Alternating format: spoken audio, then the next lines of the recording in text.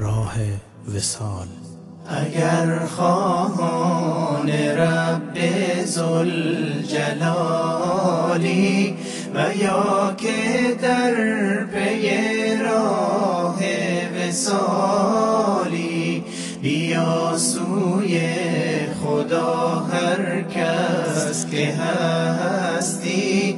اگر تو سائلی یا بی سؤالی، تو مسکینی به درگاه خداوند، اگرچه صاحب دنیا و مالی. نظر دارد خدا بر قلب انسان، نگیرد دوست هر صاحب جمالی. اگر خواهان رب ذوالجلالی و یا که در پی راه وصالی، بیا سوی خدا هر کس که هستی.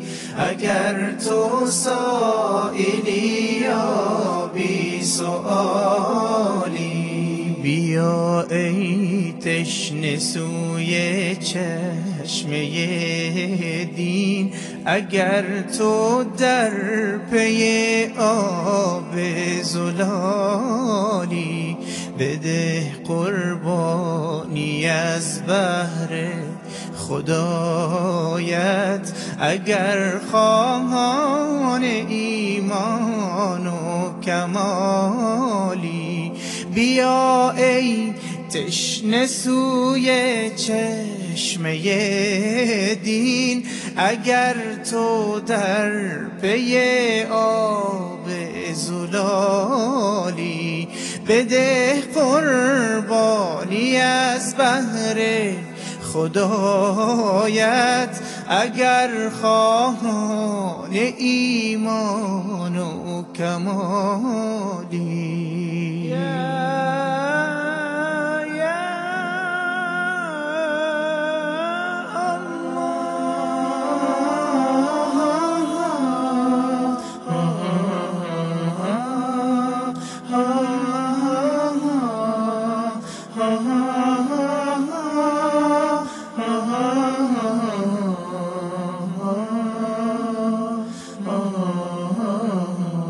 اگر خواهان رب ذوالجلالی و یا که در پی راه وصالی، بیا سوی خدا هر کس که هستی.